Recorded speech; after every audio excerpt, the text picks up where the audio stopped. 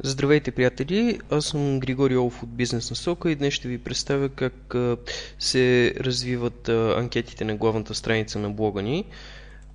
Първата анкета е какъв тип съдържание предпочитате на блога. Тя е в съвсем начален стадий и все още има прекалено малко гласове, но общо взето иска да ви покажа тенденциите. Тук сме сложили 4 възможности: статия, видеопредставяне, аудиопредставяне и PowerPoint презентация. Направихме тази анкета, за да преценим всъщност до каква степен читателите на блога искат да получават информацията, която им подаваме под формата на видеопредставяне, тъй като такива са в момента световните тенденции, но в България голяма част от блоговете и сайтовете все още разчитат предимно на статии. Като цяло в момента това е, което се вижда от графиката.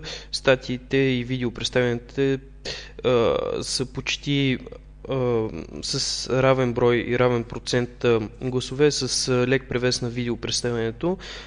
Мислим, че в течение на времето това съотношение ще се променя и да кажем след 2-3 месеца ще ни е интересно да видим какъв ще е резултата. Това нещо сигурно ще се отрази и на начина на поднасяне на информацията в блога.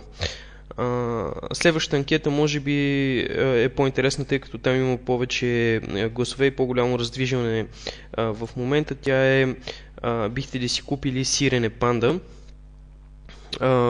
Направихме по повод една интересна публикация на блога ни. Значи ето я, никога не казвай не на панда. Това е една реклама от Египет, в която по доста така ироничен и до някъде саркастичен стил се предлага едно сирене и който не пожелае да си го купи, съответно се появява една панда и му се случват някакви лоши неща.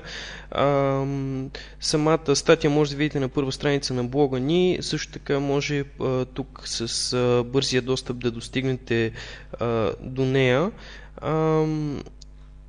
Между другото, да, тук може да видите също така и анкетите ни, където може да гласувате. Това е първата, какъв тип съдържание предпочитате, а това е втората: бихте ли си купили панда сирене. Така, какво показва до момента гласуването? Първите два отговора, които са по-скоро положителни, за сигурност при тези условия или може да се замисля, рекламата ми въздейства, формират около 20% от всички отговори, което сами разбирате, че въобще не е толкова висок процент. За сравнение, следващия отговор: само ако пандата наистина е в магазина, общо взето е равен на първите два като процентно отношение. Сега тук има една трудност: самия комичен ефект от присъствието на пандата в магазина. Разбирате, че не може да е същия какъвто е в рекламата, тъй като това би отблъснало още повече потребителите. Така че отговора, който сме подали, е с известна доза хумор и има възможност да подведе потребителите и хората, които гласуват в анкетата, но все пак е забавно да има и такава възможност. Като цяло, еднозначно, лидер с 60% е последния отговор: никога такива реклами ми действат демотивиращо.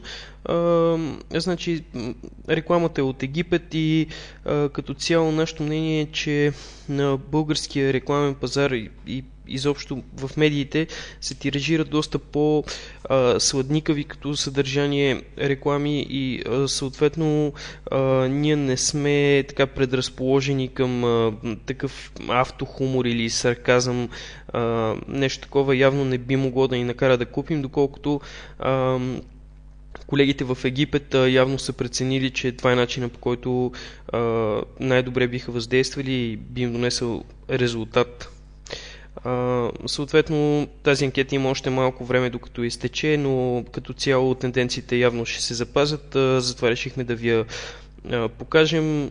За бъдеще ще поставяме подобни анкети на сайта ни. Ще се радваме и вие да участвате, защото така стават много по-представителни. Благодаря ви за вниманието и хубав ден на всички!